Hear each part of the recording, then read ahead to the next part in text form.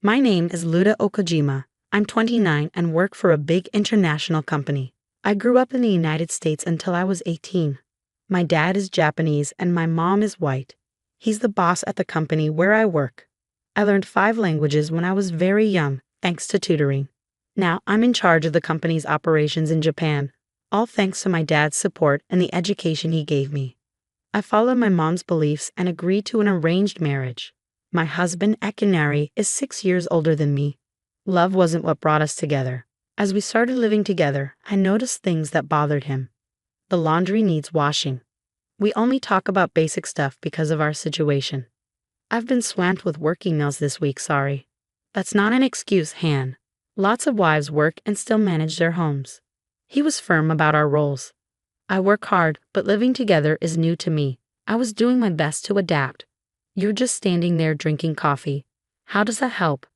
Drinking coffee helps me wake up and get ready for the day. It's my routine. Mind your own business. Akinari has always been like this since we got married. Maybe he doesn't really love me. He often reminds me that I was homeschooled, so I should be good at housework. Okay, yes, I can handle the housework. You knew that from the beginning.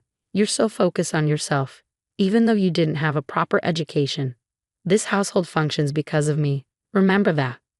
We lived in a 4-bedroom house. It was Akinari's dream to own a home, so we took out a loan and got approved. It wasn't something I cared much about, but he made it seem like a manly achievement I wouldn't understand. We never really talked much about our jobs. Education isn't everything, I said simply. Are you testing me? You're belittling my education. According to you, the husband should be the main provider, and the wife should silently follow. Plus, you have a strong accent.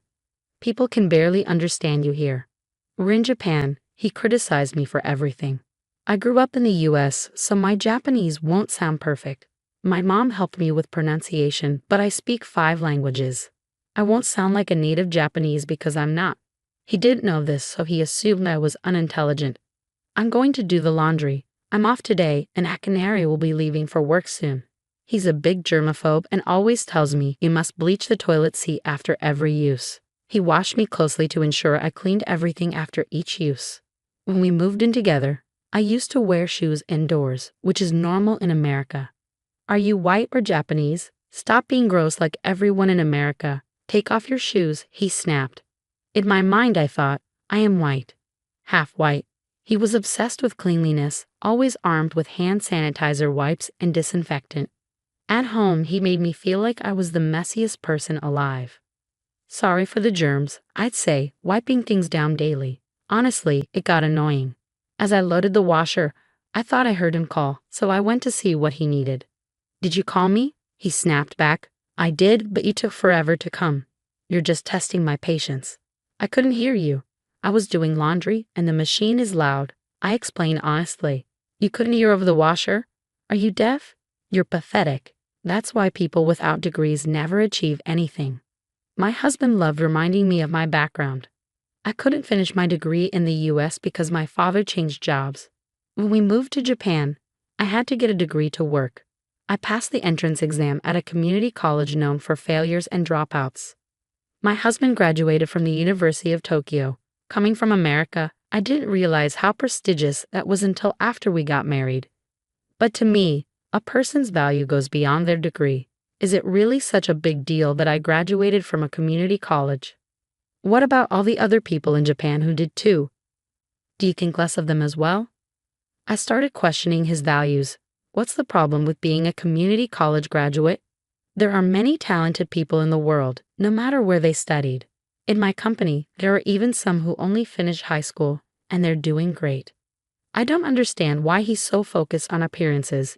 In Japan, education is important, but doesn't everyone deserve respect regardless of their education level? I'm sorry, I didn't realize. Oh, so you went to the University of Tokyo, right? Isn't that like the top-notch education? The University of Tokyo? Ha, it's impressive. It's almost funny because you don't even grasp how amazing it is. I'm embarrassed I married someone not as smart as me. If it wasn't for our moms knowing each other, I wouldn't have gone through with this marriage. You don't deserve someone like me. He often talks about himself and points out what I lack compared to him. He enjoys making me feel inferior. In my opinion, people like him shouldn't be the most successful at their jobs. But strangely, his education seemed enough for him to succeed, even though I couldn't relate. I said, I get it. Someone like me doesn't deserve someone as smart as you. Whatever. Just listen to me. I went to the University of Tokyo, so I'll guide you. Just don't try to do things on your own. He's got a big ego and always wants to be in charge. I can't even slightly disagree with him because he always has to have the final word. Okay, time to head to work. Akinari grabbed his suitcase, leaving his coffee half finished, and dashed out the door. I glanced at the table and started tidying up. Isn't this table clean enough? I muttered to myself. 3 hours after he left for work, I got a call. Hello? What? With a subcontractor? Got it. I'll be there ASAP. My company informed me about a mistake found in an order with one of the subcontractors I oversee. They failed to deliver the materials we needed on time for our next project, which would now be delayed. To make matters worse, the materials are coming from overseas, adding extra time and cost. It was supposed to be my day off, but work couldn't wait. When I arrived, everyone was busy, and I immediately met with the team to assess the situation. I reviewed invoices and prioritized materials for the building starting construction soon. I managed a plan for the construction to start next week, but I knew the issue wasn't resolved yet. If the additional materials didn't arrive on time, it would affect future projects too. Normally, the subcontractor would handle such issues, but this time it fell on me. After a tiring day, I finally returned home from work, expecting a relaxing day off. I collapsed into bed and quickly fell asleep. Luda? I heard my name and stirred awake. I'm sorry, I must have dozed off, I said, though I wasn't truly apologetic. Still, Akinari was quick to judge. You're so privileged. You have a day off and can't even cook dinner for your husband. Instead, you sleep. He was already starting with the criticism, even though I had just woken up. I'm sorry, I had to go to work. There was an urgent situation. I explained, but he retorted, what kind of company calls its employees on their day off? I had a tough day too, you know. He always wanted his problems to take precedence. Perhaps he couldn't handle the idea of his wife being a better employee. It might have been his ego stemming from his prestigious alma mater, the University of Tokyo. Knowing his patterns by now, I tuned him out. Wait, it's 8 o'clock. I glanced at the clock and gasped. I've been asleep for 5 hours since I got home from work. The laundry I started this morning is still in the washer, and I haven't even made dinner. Suddenly, all the tasks I needed to do hit me at once. What are you waiting for? Make dinner first, then clean the tub. After that, do the laundry and the rest of the cleaning. There was a piece of your hair on the floor. It's filthy. His anger hadn't subsided, especially since I had fallen asleep. He never lifted a finger to help around the house since we got married, and he wasn't about to start now. He dictated my tasks and strolled into the living room. I hurried out of bed, washed my face, and started cooking dinner. Just as dinner was almost ready, Akinari's phone rang. It's me. It's happening again. Just stay quiet for now. Don't say a word. If they find out, we could be sued, and I'll bear the brunt of it. Be careful, he said, then abruptly ended the call. Who was that? Work? Did you mention something about being sued? Is there something going on? I already had a sense that something was going on after overhearing his conversation, but he refused to acknowledge it. Please just relax. It's not your concern. Besides, even if there was an issue, your small mind wouldn't be able to handle it, he retorted, hitting me with an unexpected insult. I seethed with anger but focused on getting through dinner without responding. I'm heading to the office, he suddenly declared, swiftly grabbing his phone and wallet. Before I could question him, he was out the door. I noticed he'd left his suitcase behind, and a file protruded from it. What's this? As I examined the file, labeled Okadera Mountain Resort Hotel Construction Plan Details, shock shot through me. I quickly snapped a photo with my phone as evidence before carefully returning everything to its place. By the time Akinari returned just before midnight, I was seething. I heard him announce his arrival and head toward the living room. Welcome back, I greeted him. I need dinner first, he demanded. I simply replied, I didn't make any. What? What did you say? You didn't cook? He raised his voice. Yes, I had something more important to attend to, I retorted. You're making excuses again. How much incompetence can one tolerate? That's why I can't stand you. with your community college background.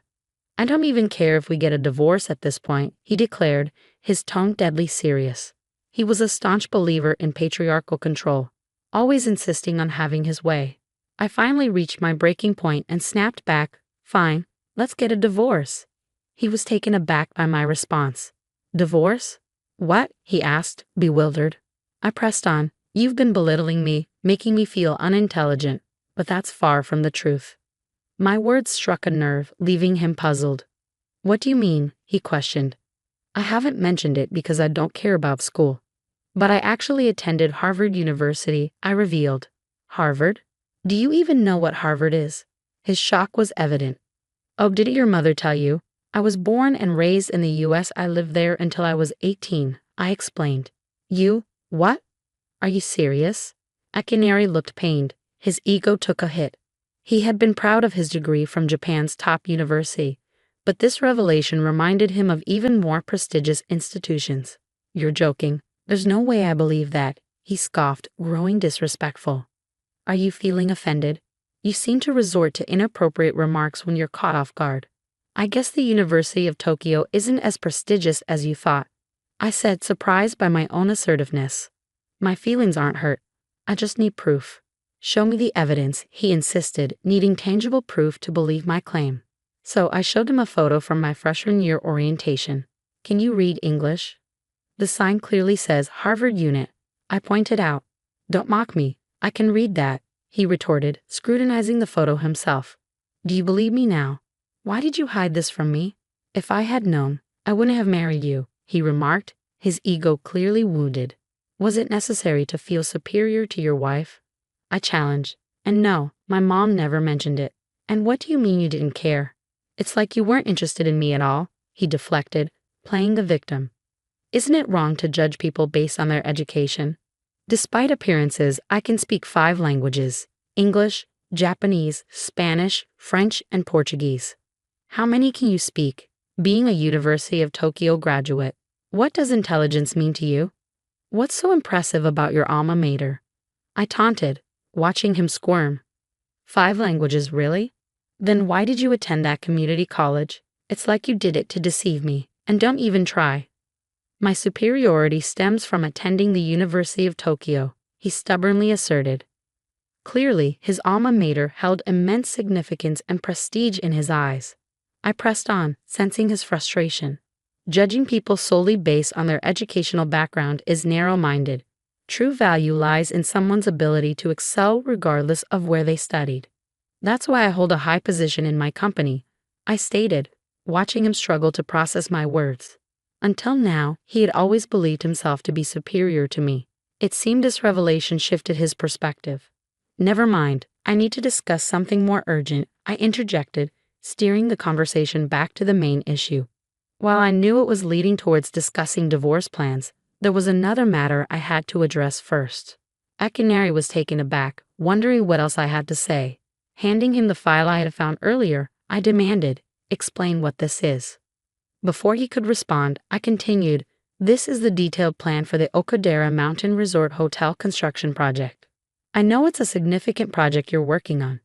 "How did you?" he began, but I cut him off. "I saw it sticking out of your bag, so I looked. You went through my private work files? Do you realize how serious this is? If this information were to fall into the wrong hands," he started, his voice rising in alarm. "What are you afraid of? Being sued by my company and having the truth exposed? Is that what would happen if this ever got into the wrong hands?" I challenged. Akinari was left speechless, his eyes wide with shock. "We've both been distant from each other. That document is a joint construction project agreement and contract between my company and yours. See where it says cooperating company and XS company. XS company is mine, and I'm the vice president," I revealed with a smile. His mouth fell open, a bead of sweat trickling down his face. He began to panic and feigned examining the document. "No, that can't be right. It must be a mistake from my assistant in the material order or something. Are you making excuses now?" "I didn't even mention the material order.